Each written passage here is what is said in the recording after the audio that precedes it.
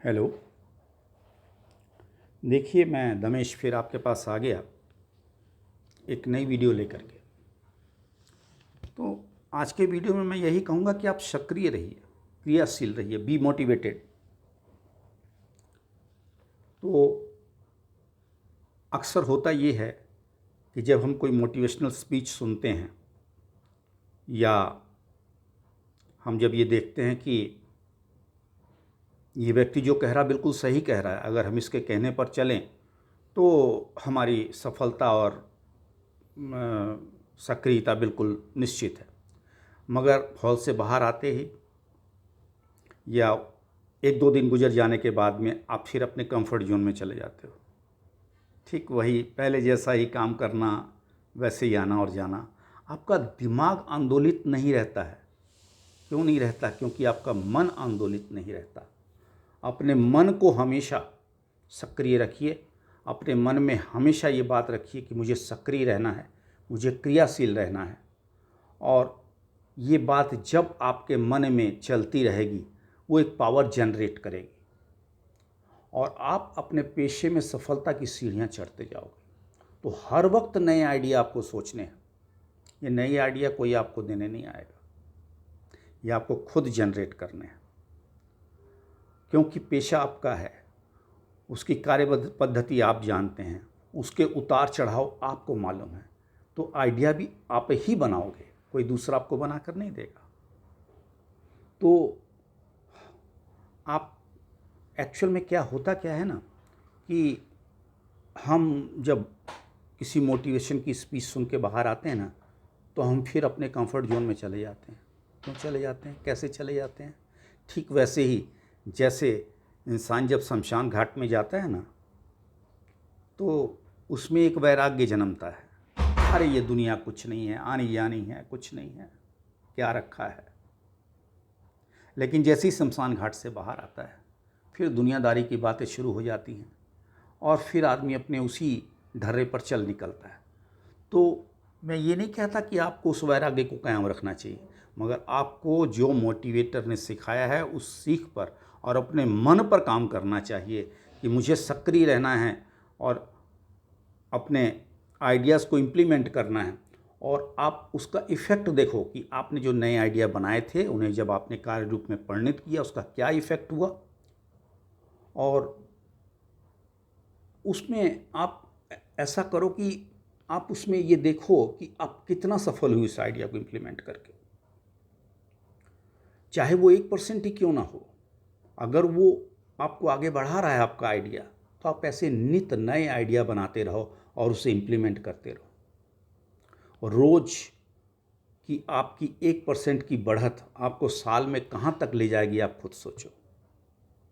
या सपोज करो 1% की बढ़त आपको महीने में, 1% की बचत आपको साल के अंत में कहाँ तक ले जाएगी, ये सोचो। 12%, वो 15 भी हो सकती है। तो सोचो अगर आप साल का 100 रुपया कमा रहे हो, मैं उदाहरण दे रहा हूँ, तो वो 115 तक जा सकता है। अभी अगला साल फिर आएगा, आपने इसके ऊपर और बढ़ना है। तो ऐसा है कि अभी मुझे एक बात याद आ रही है हमारे पूर्व राष्ट्रपति APJ अब्दुल कलाम साहब की। उन्होंने कहा था, सपने वो नहीं होते जो सो कर देखे जाते हैं, सपने तो वो होते हैं जो हम जाग कर देखते हैं। तो जाग कर सपने देखिए ना, आप जाग कर सपने देखिए कि आपको अपने शहर के 100 बिजनेसमैन की सूची में अपना भी नाम लिखाना है। ये सपना है आपका। आप ये सपना देखिए कि अपनी कंपनी के 100 कर्मचारियों के अंदर मुझे श्रेष्ठ बनना है, सबसे आगे जाना है। तो नौकरी पेशा आदमी कैसे आगे जाएंगे, कैसे श्रेष्ठ बनेंगे? तो अपनी स्किल बढ़ाएं, रोज का काम अपना रोज ख़त्म करें, खुद को रोज़ थोड़ा थोड़ा कुशल बनाते जाएं। और आप देखेंगे कि एक दिन कंपनी की आप एक ऐसी ज़रूरत बन जाएंगे कि कंपनी आपको इग्नोर नहीं कर पाएगी। कंपनी के लिए कंपनी को सिर्फ उतना मत दो जितना कंपनी आपको देती है, यानी सैलरी। आप कंपनी को उससे कहीं ज़्यादा दो। इससे आपकी अहमियत तो बढ़ेगी ही, और बिजनेस में भी आपको अपने कस्टमर को जो वो सामान खरीदता है उसके पैसे का सही मूल्य दो, क्योंकि आफ्टर सेल्स सर्विस उत्तम रखो। आपने माल तो सेल कर दिया तो आपका उत्तरदायित्व तो ख़त्म नहीं हो गया। आप अपने उस कस्टमर को चाहोगे कि जब भी उसको आपके उस सामान की ज़रूरत पड़े वो दोबारा आपके पास आए। फ़र्ज़ करिए आपकी इलेक्ट्रॉनिक की दुकान है, तो क्या आप नहीं चाहेंगे आपका कस्टमर आपके पास फिर बार बार आए? तो ये तभी वो आएगा जब वो देखेगा कि इनके यहाँ से सामान खरीद के मुझे उसके बाद आफ्टर सेल सर्विस अच्छी मिलती है और प्रॉम्प्ट मिलती है।